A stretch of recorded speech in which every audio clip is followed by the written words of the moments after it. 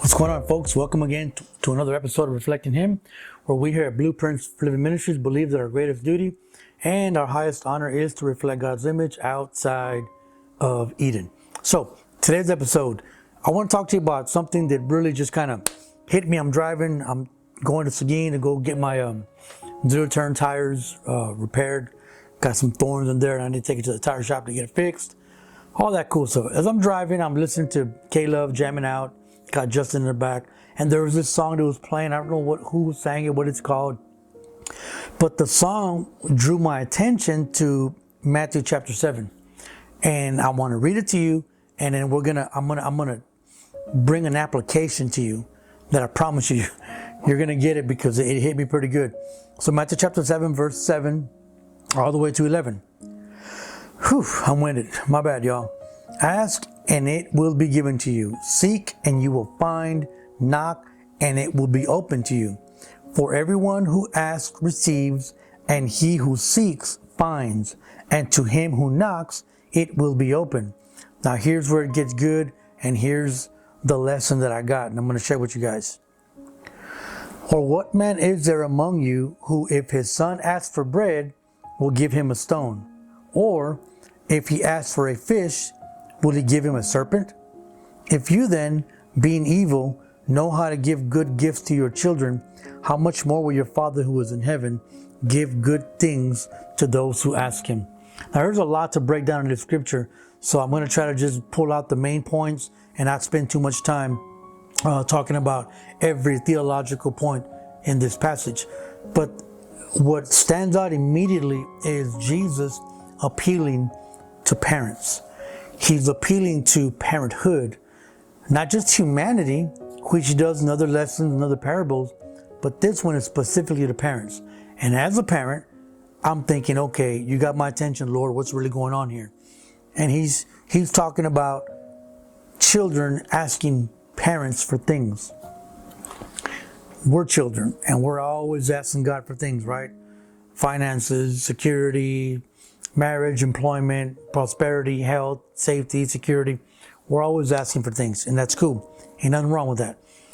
What is standing out to me in this passage is him saying, kids ask parent for things, and parents know exactly what to give their children.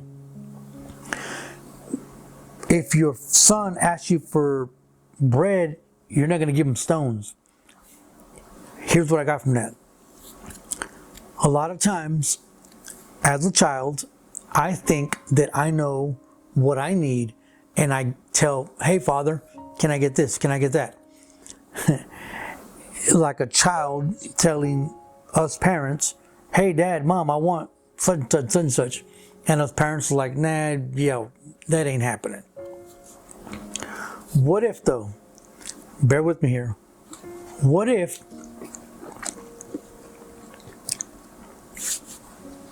in our haste, we think that we're asking for bread and we're really asking for a bag of rocks?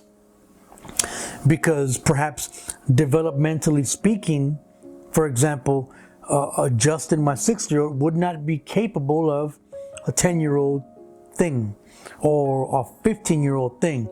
But he saw it and he wants it, so he's going to ask for it. But as a parent, as a father, I know he's not ready for that, but he will insist, and perhaps even interpret my no as, you don't love me, golly, Dad, why are you being so mean? And we get that a lot. Yet as a parent, we know what's good for our children. God knows what's good for us. What if because we're so intelligent? What if because we have so many skill sets and so many talents and so many things that we possess, pedigree and whatnot. God, I want this, and I want to, and because it's godly, because it's not law breaking, it's good things. We think God should give it to us.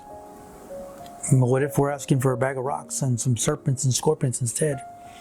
Because in his sovereignty and in his providence and his omniscience, God knows exactly what we need and how and when and where, all the details, from our waking to our sleeping, God knows all details. From the moment we're conceived to the moment they bury us 6 feet under, God knows everything.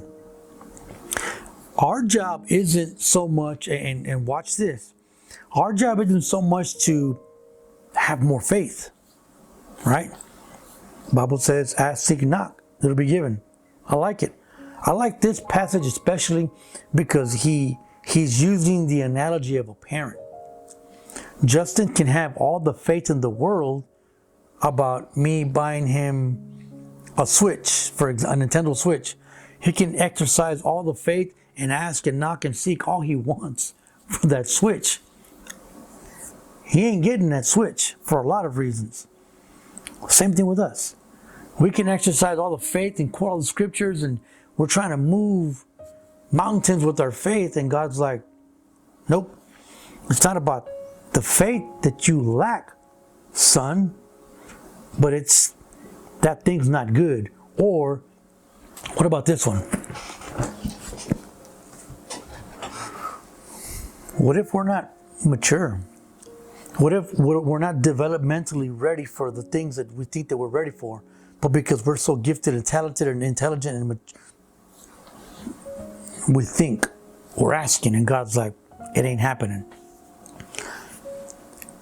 To bring it seems good, but you and me and our peanut brains, we want to advance and we want to go, and the Lord's like, hold on.